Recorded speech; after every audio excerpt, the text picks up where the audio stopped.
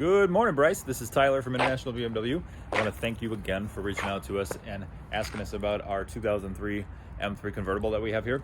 I'm going to do a cold start. It hasn't been started since yesterday, so I'm going to put the camera down, do that, do a walk around, and then I'll take some other photos.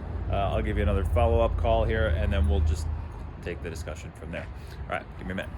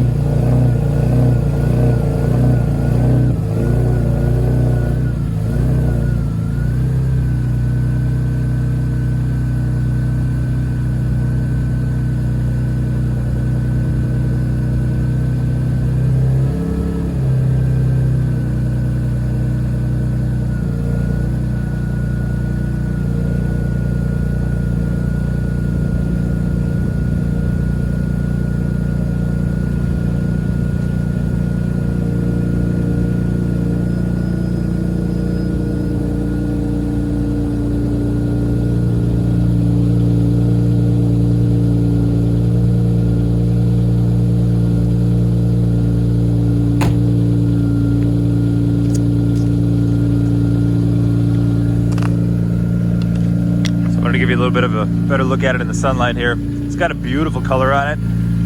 This is right along the lines of our carbon black metallic.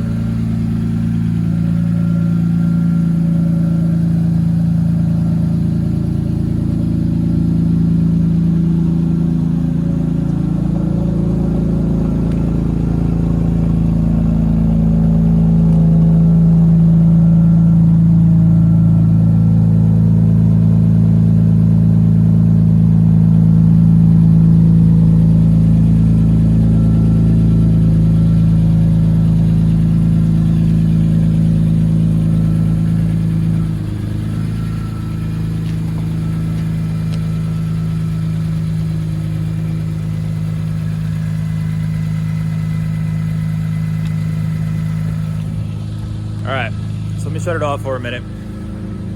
Have a little talk here about options, things that I know about it. So, we do have a 6-speed manual transmission. You had a little question about overdrive. Here's proof.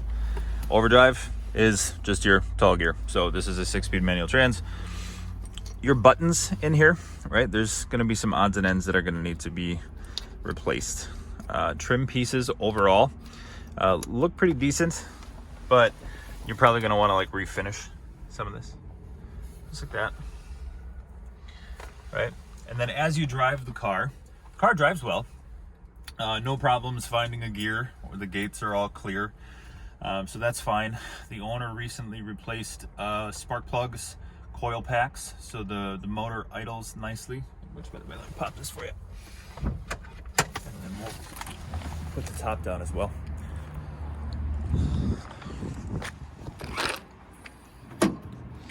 Overall, under the hood, looks pretty clean. It was well maintained overall. It's had quite a few owners, 6 to be exact. I can share the Carfax with you, happy to go over that. This was some of the stuff that I was talking about. So there's a couple of wires that come through the grommet, and then they reach around to the headlight assembly, right? And so the glove box inside the car, you need the key to open it up, but last I tried, it was a little stuck. But I would imagine that's where the module for the headlights are. Again, another set of wires coming down here for these halos. They look super sharp. Other things, carbon fiber lip, right? We might want to kind of readjust some of the adhesive on this, and then maybe re-clear it, refinish it. I see a little bit of rash right here. So the bottom side, I mean, it is, yeah, that's broken. Maybe you do want to replace it unless you got some bodywork skills. You can go ahead and fix that up. Wheels and tires are sharp. Brakes are fine. Tires are good. Exhaust is actually quality. It's just really loud. So you may want to slip a resonator in there. And then as for stuff that I see on the body, overall, pretty clean paint. Let me point some stuff out here that I noticed. Right, just general rock chips. See if we can get close there, get in the shade. Yeah, kind of like that. Let's see what else. Right, some alignment, a little bit of a chip there. That's what I mean by alignment. Kind of look at it from the top down there.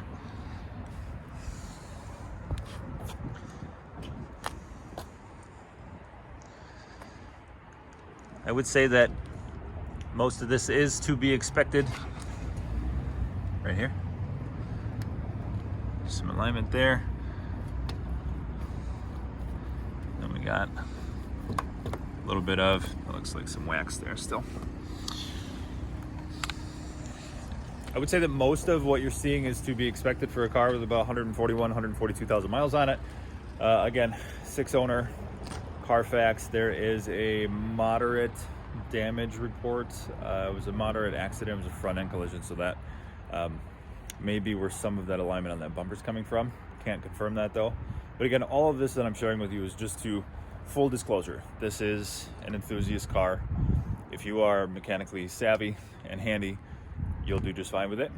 But you have to ask yourself if you're willing to put the time in until you can kind of bring her up to the level of perfection that you're looking for. Let's put the top down quickly here. I'll set the camera down again. I'll do a cycle there.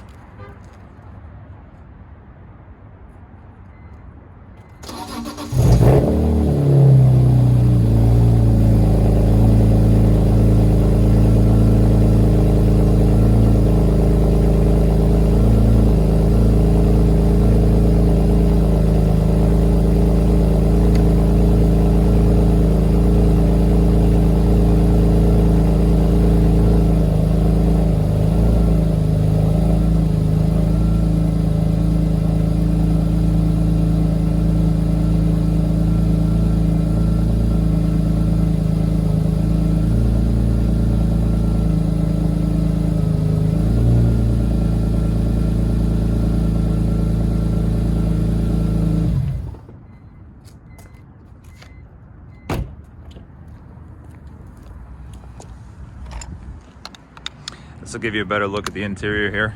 Top down, perfect for a day like today. Coming up on about 45 degrees here in Wisco. All right, taking a look at that leather in the light. Leather's in great shape. The only thing that I notice when I drive the car is just like I said yesterday, I mentioned like Squeak City. So I think that there's gonna be some, you're gonna have to like chase some squeaks just in terms of alignment of panels and trim and things like that. But I think the first thing that's really gonna help you with that, first thing that'll really help with that scenario is gonna end up being raising the suspension and giving yourself more of a not so slammed ride height. Other than that, you're getting a really nice car for what it is. And yeah, I think that you would really enjoy it. If you are as much of an enthusiast with the E46 as we discussed, then I think that this car is right up your alley. Give me a shout when you get this video and the photos, and let's just continue the conversation and see if we can help you put it together. Thanks again for reaching out. Talk to you soon.